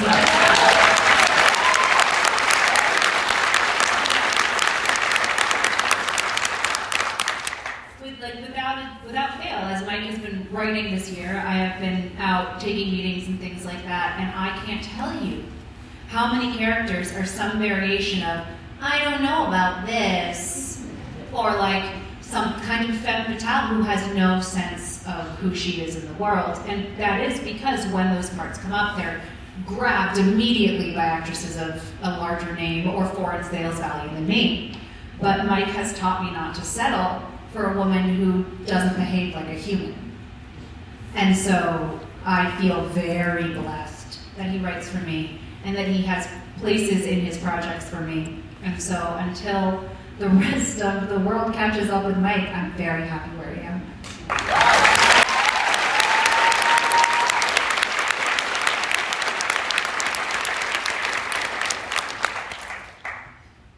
Just checking my list. We're doing very well. Let's take a look what you got here. If there's anything down here, we can look, because I think these are What all is done. too soon? Oh, ask me about Dark Tower, but we went there. I mean, So I it's was wondering. Okay, we're good. We it wasn't too soon. Here's one, and then we're going to go on to audience questions. Audience question. So, do you have a best or most enjoyable or favorite experience you've had in sharing one of your projects with an audience? Oh, that's a great question. We once saw Hush in a draft house screening of Hush. So we premiered Hush at South by Southwest, and our first screening was sparsely populated with audience members, and it was fine. It was fun. We were all very nervous. We had dressed up in nice clothes to get our picture taken with Jason Blum, and we were really hoping someone was going to buy the movie. And then after its original kind of in South by Southwest, we had our second screening at Draft House. And it was a riot. I think we ended up upstairs doing karaoke afterwards. Yeah. Not maybe gonna happen tonight. She always promises karaoke. I think no one's gonna come to karaoke now. That was a great one. I remember also at South by. I remember the Gerald's Game world premiere where someone passed out during the hand scene, like fainted, and was unconscious, and their friends were like, check it out. And the amazing thing was he regained consciousness about a minute after the scene was over, and by then it's much quieter. And so we were like everyone was screaming bloody murder when the whole hand bit happened, and then it had quieted down and kind of order had been restored to the screening, and then you just heard this one guy go, "Ah!" And like nothing had happened. It was just he woke up and he kind of freaked out. And I was sitting there. He was the critic, yeah. We're either getting a great or a terrible review from that guy. And I remember I was sitting by Carla Guccino, and she looked over at me and she was like, what the fuck was that? I was like, I think that guy passed out. We were like 2 seats behind me. She was like, that's great.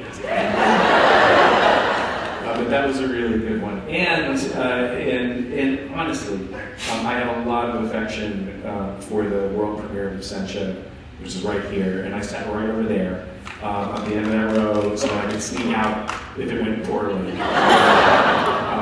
And I remember that I had not really shown a feature film outside of school, to an audience before, and so that was a really magical thing for me. And it's kind of surreal to be back in the same room. Yeah. Away we go to audience questions. Let's see. It's hard to pick. We'll try and do them all. Is there something that has surprised you about your journey together in film, whether it's about yourselves, production, things, issues, something fun, anything? Surprises. It's really fun when Mike and I get in deep like that because we work together in a shorthand that many other people don't work together in a shorthand because we live together, we have a family together, we create together, and this has never been as clear to me as during one shoot day on Midnight Mass. You know where I'm going, yeah. I know this one looking great. So He looks great. He's right, but you're ahead of yourself now. Listen, I want to shine too.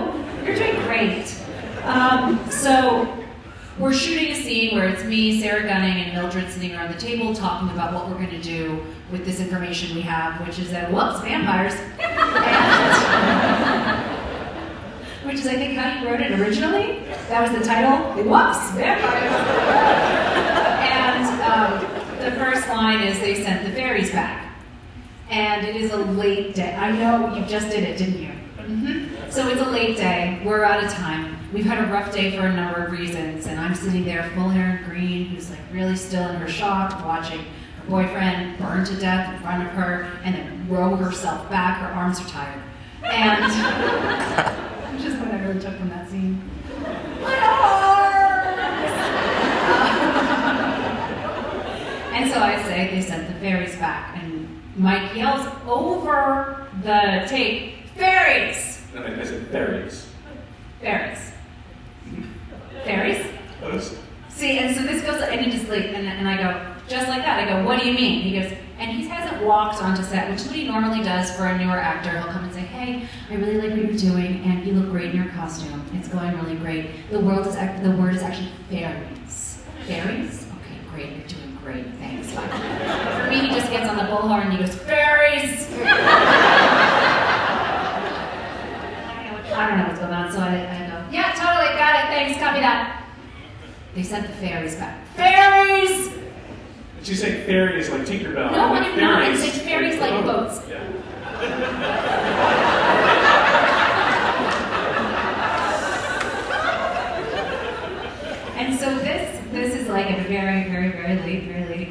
And you can start to feel the crew and the cast going, oh no, Mom and Dad are fighting.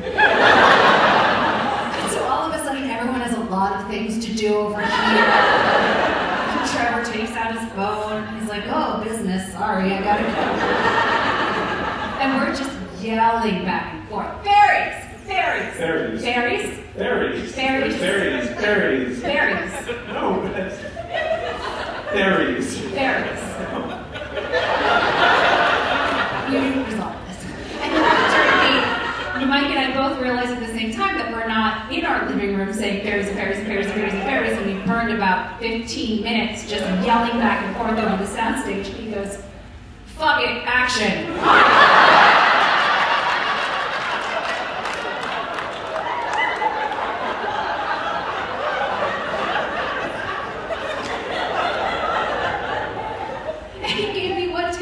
Which happens to be a monologue. Like, we got it, moving on. Thanks, Kate. And in the show, it still drives me crazy. I think I'd say there's always an incredible amount of surprises, and every job is just chock full. Like, I don't think there's a day that goes by in production when we're not surprised, often very unpleasantly, by something. But I've really enjoyed, just in our collaborations, I'm constantly and wonderfully surprised by Kate and in what she can do as an actor. It's gotten me to the point now where I don't know kind of what the big aspirational projects for us to do together are. I know she'll be with me all the way to the Dark Tower. But I am really excited to find out what Kate Siegel's Helen Mirren period is going to look like. You know, like what kind of projects are going to come out of that.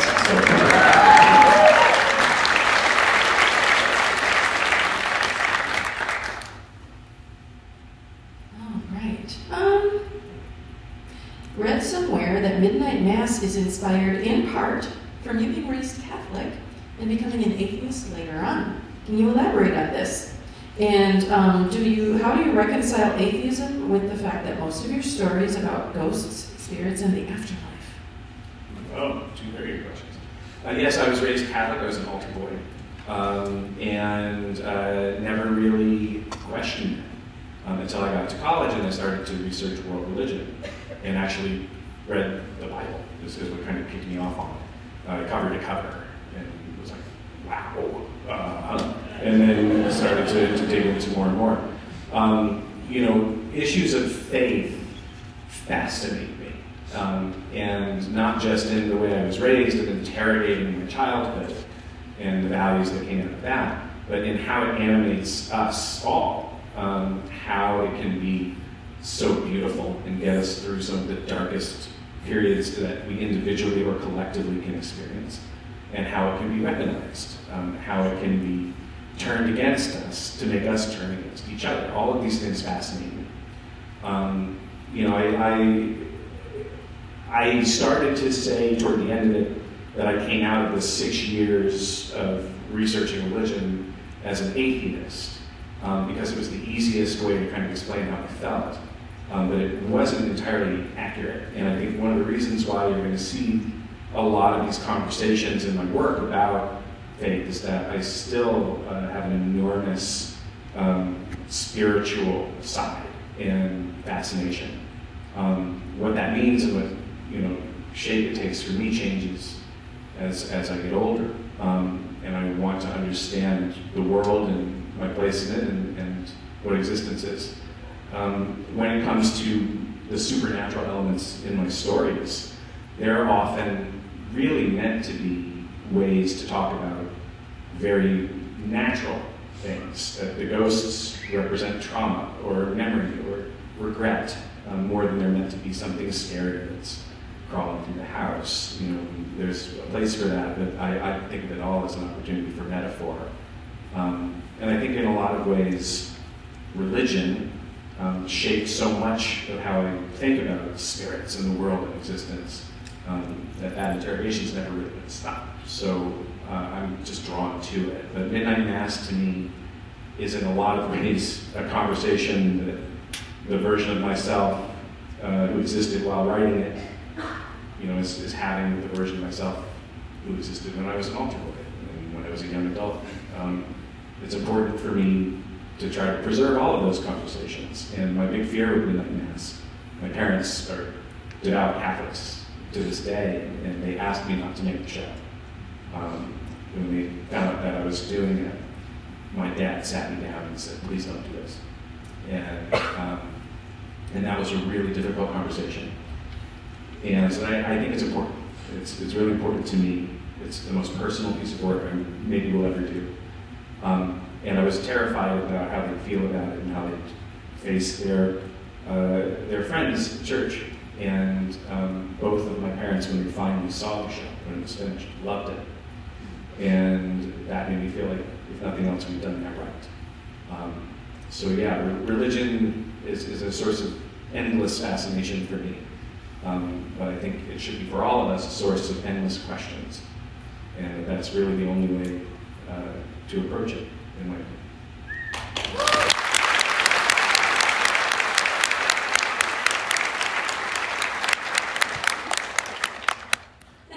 Is there a movie or TV show that you love and wish was your idea or wish you had created? Oh my God, I'm locked and loaded for this. True Beverly Hills.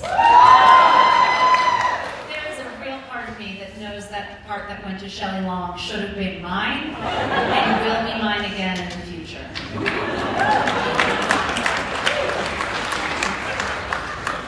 I am profoundly jealous that I did not make Everything Everywhere all at once. It's one of the most incredible pieces of film I've ever seen. This question isn't related at all, but it seems to tie in. Back in the days when we had to leave our houses like barbarians and rent movies, what were your favorites? Oh, my dad loved a midnight movie. Like a good, juicy horror movie. And I'm trying to think of, like, he had me watching Poltergeist way too young. Like, really scarily young.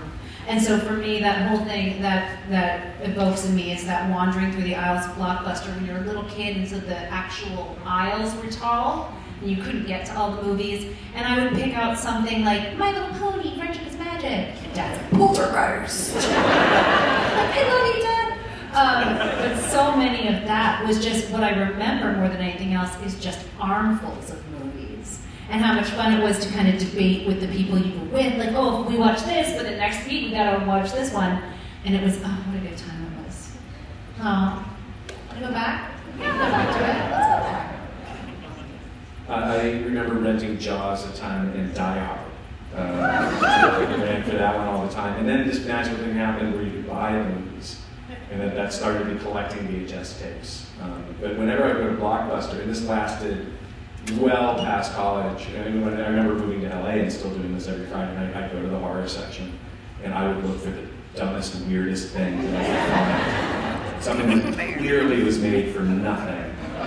And I would just be like, I want to have fun, and I just want to see what people are doing. That's going straight to video.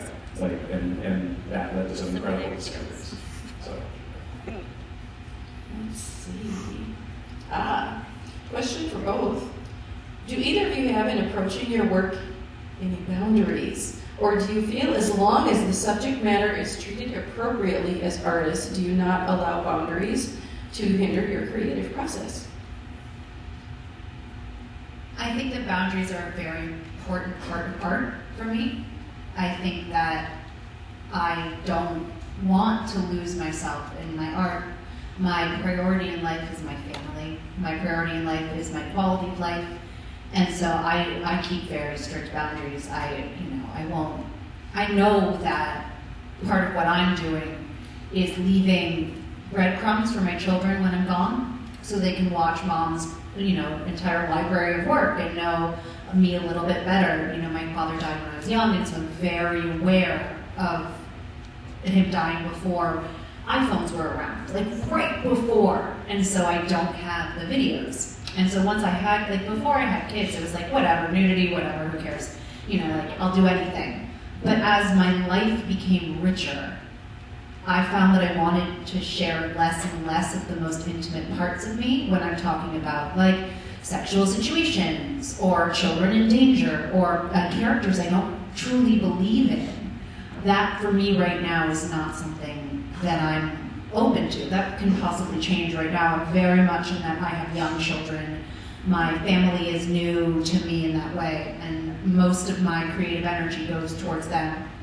And so it'll be interesting when they get a little older, and they might be willing to see me take on some different characters, what that will be. But I think it is important for every artist. Like, I don't think you should drain your artists until they're empty and then throw away the husk. They need a private life, something to mine. They need to fill their cup before they can drink it, and there should be seasons to your life. Seasons of youth where you're willing to kind of try anything, seasons of parenthood, seasons of adulthood, seasons of, seasons of passage where you discover who you are. And so at this moment, my answer to your question is all the boundaries all the time. But ask me in 10 years.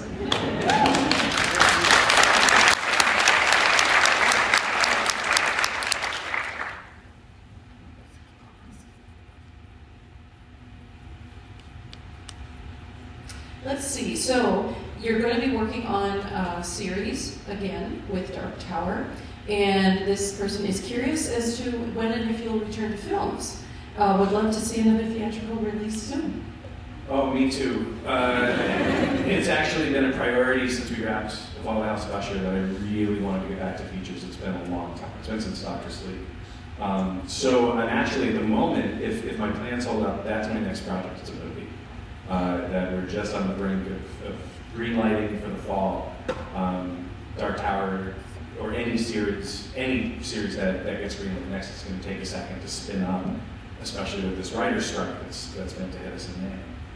But with a finished script, which I have, and the movie I'd like to make, we're hoping we can just go right into that. I really want to get back into theaters. And TV's been wonderful to me. I did 5 series in 5 years, and I got very tired. And the idea of being able, they take up such a huge chunk of your life to make a TV show. The idea of making a feature where we can all come in and we can leave with some energy intact is amazing. So I would really open to do that next.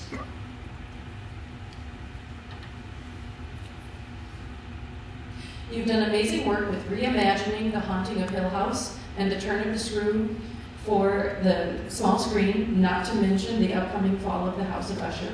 What do you look for in older stories when determining if and how they can be adapted for modern audiences? Oh, that's a great question. The thing you have to find first is some kind of modern relevance. You need to find a connection to that piece of material that's going to resonate with people today. And the beautiful thing about classics is that they're classics for that exact reason. So I very much try to find something that's going to really grab onto something that's important to me right now, something that I see on the news, something that I think is part of the national discussion. But I also look for an opportunity to change and update things, because if we're dealing with The Turn of the Screw, for example, short of Dracula, there's not another piece of horror fiction that's been adapted that many times. And so I look at that and say, what's something new that we can do? How can I repurpose this and not just step into familiar territory? So that's really the things I look for the most. Well, we're getting down to the reason some of them I'm passing is because we've already talked about what's in the question, so we're just not going to repeat utterly. Do you ever think about working in the video game world? 100%. It is the future of filmmaking, and we're really trying to get in there. Yeah, it is. 100%. Our 12-year-old, who's a very serious gamer, and will watch movies with us, but it's kind of like, and I asked him, because I showed him Jaws, I'm like, right? He's like, and I'm devastated. But I say, he's playing these games that are becoming so incredibly, not only cinematic, but the storytelling is becoming just incredible. The character work. I look at The Last of Us. I look at Death Stranding, and it's like this is art.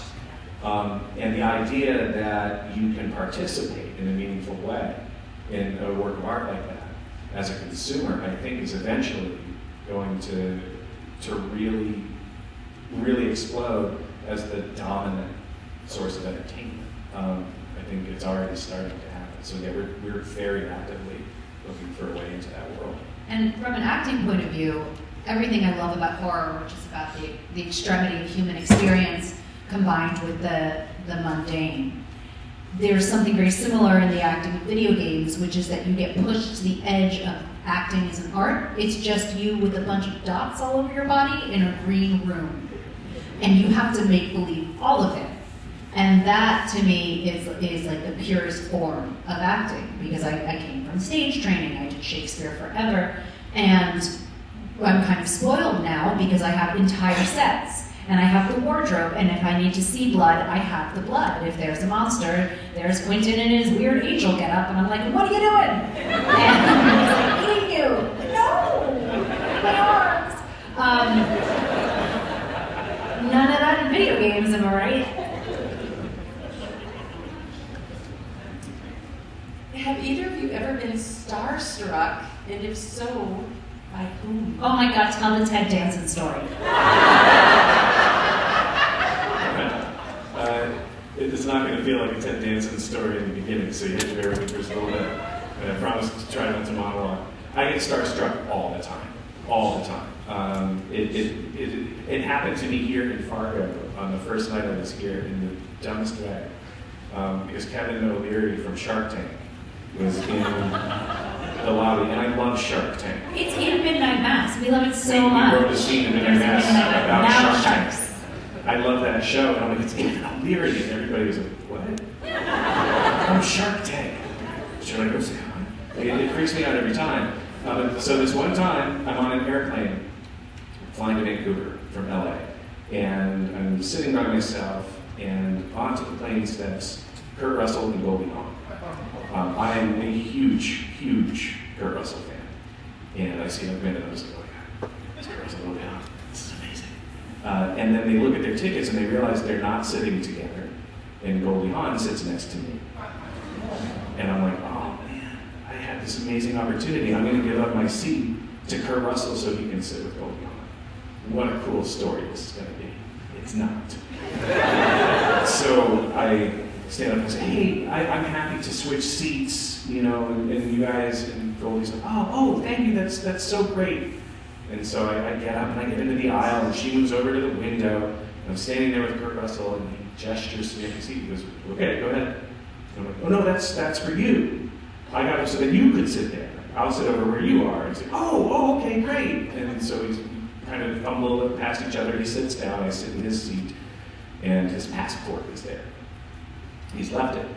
And I pick it up, like, oh, I must return this passport, and he and Goldie Hawn are lost in conversation. So I just wait. I don't want to interrupt them. And then it starts to dawn on me that I'm just holding his passport. Really weirdly. And so I say, okay, well, I can make this look cool. Like, what if I think it's my passport? And I just had this moment of discovery, and I go, oh, this is yours. And so now I open it. I'm going through it, opening it, and I'm like, oh, not listening. And then there with the passport, I'm like, now how do I get rid of this goddamn thing? And this guy with the passport, put it back down, I hide it, I don't know what I'm gonna do, and I'm finally handing it over, and then here's, yeah, you left your passport, and he takes it. I was like, thanks. I'm like, shit. I feel kind of awkward, but the flight will be over, and it'll all be done. So the flight goes by without incident, and at the end, we all stand up to get our bags, and they're going to open up the doors. And we all stand. There's Goldie Hawn, and there's Kurt Russell. And Goldie looks at me, and we're waiting for them to open the door. And we're standing like this, you know.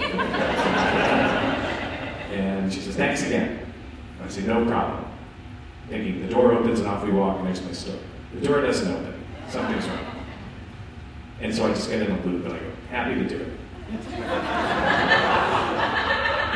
It's really no trouble.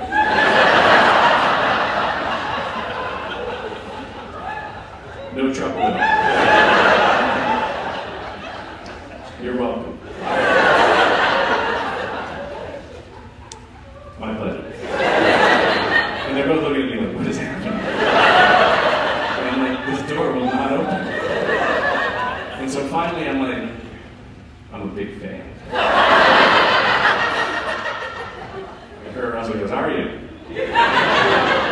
So you if you weren't. And I'm like, what's up? Are you gonna open this door? And he says, you wouldn't have switched seats for Ted there. And I'm like, what? And he gestures right behind me. And so I like this, and I turn, and there's Ted Danson. And he's doing this to just have a little fun with Ted Danson because they're friendly. And I look him in the eye, and Ted Danson looks at me. He hasn't heard any of this prior, but I couldn't think of what to say. So I looked him dead in the eye, and I just went, Ted Danson.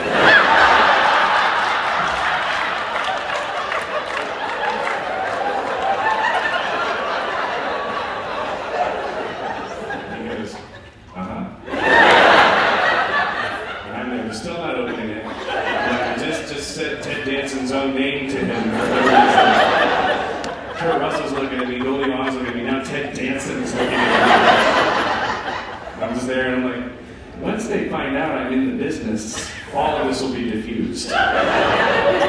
So out of nowhere I go, I'm in the business.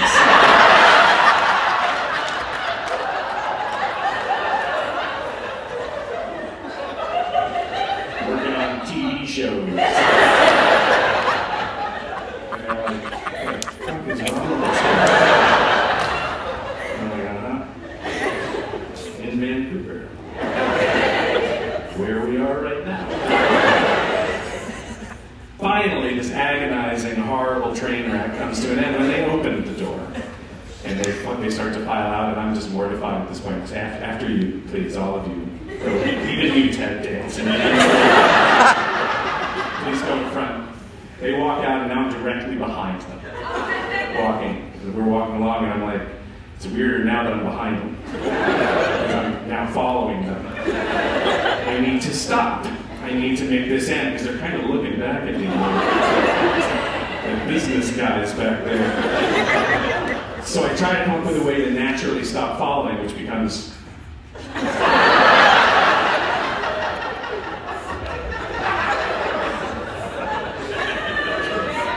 They keep walking off into the distance. I'm very grateful that this is over. One of my directors from Bly Manor, which is the show we were going to check in, was sitting a few rows back and witnessed the whole thing. So I'm there. He walks up to me, he goes, smooth. And I'm like, no, you don't understand. If they're going to baggage claim, I am not going down like that. We need to stay here for at least 20 minutes. Get their bags, and then we can go on. And I'm just mortified. And this should be the end of the story, but it gets worse. I'm so mortified that I'm like, how do I make a joke out of this? I'll just tweet about it. That'll be funny. And if they read it, they'll be like, oh, that's what that was about. This wasn't a crazy person. He's This guy's in the business. And so I go through this huge tweet chain telling this story. Like, isn't that funny? Starstruck can happen to anybody. It's weird. And what I didn't know was that Kurt Russell was traveling to Vancouver to shoot the sequel to the Santa Claus movie he was doing for Netflix, and that he was late, and that Netflix didn't know where he was, because he had decided to travel there on his own with his wife, and they had been looking for him, and he had not been responding, apparently. And so I'm here tweeting. There's one thing about Netflix, they read Mike Flanagan's tweets. And they have notes. Yeah. And so I hear from Netflix, they're like, thank you for that. We were looking for Kurt Russell, and now we're able to find him. Oh no. I'm the guy that narked Kurt Russell out to Netflix and busted him. And so, fast forward a long time, where we're doing the Fall of the House of Usher. We're having this big casting conversations about who will play Roderick Usher. We've narrowed it down to just a few. I'm sure you read we had some pretty crazy casting and recasting issues on that show. We get to the point where we're frantically trying to plug in the actor who will play Roderick Usher. And they said there are two candidates available. And they are Kurt Russell and Ted Danson.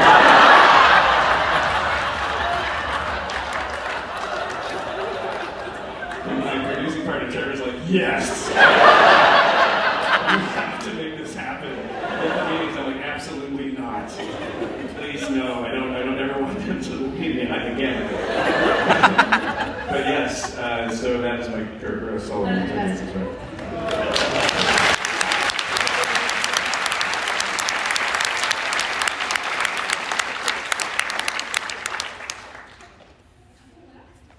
So, talk about the difference between creating a script and adapting something into a script. Very, very different processes, for sure. And I've been lucky enough to do both.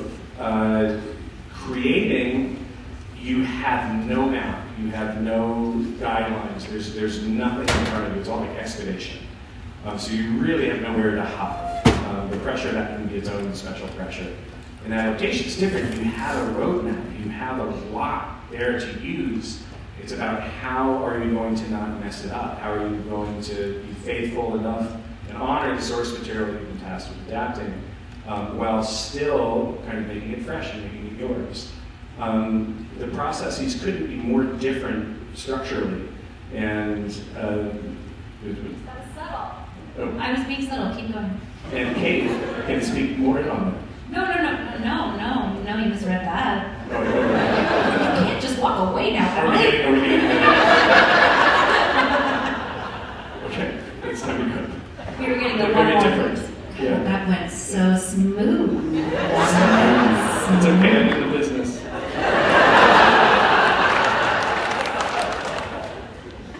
Are we needing to wrap up? One more, please.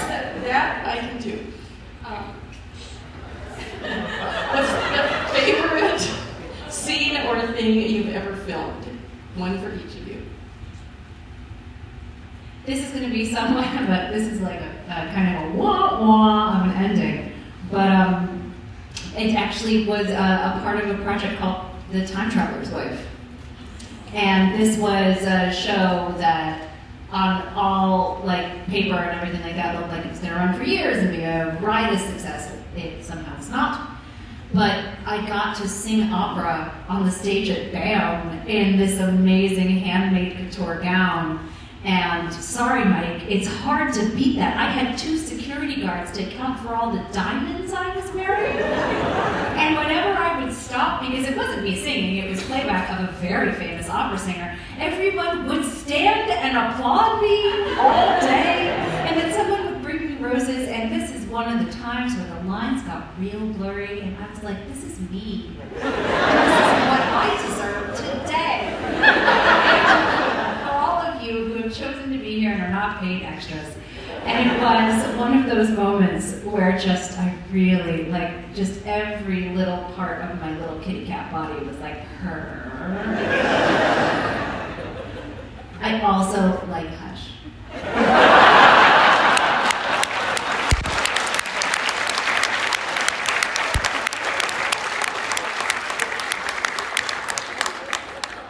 I remember when she was filming that scene in The Time Traveler's Wife, because Stephen Moffat was the showrunner of the show, and she had said, "Oh yeah, well I'll be vocalizing because I need to do the advert so they can see it, but it'll replace my voice." And I emailed Stephen Moffat and I said, "Can I please have the footage?"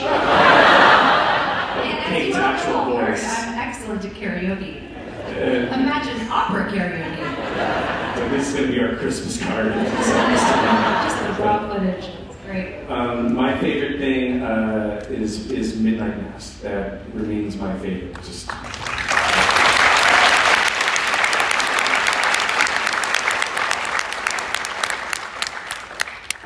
Film Festival thanks you. All of us thank you. It's been a wonderful evening. Thank you for your questions, and come back sometime. Thank you.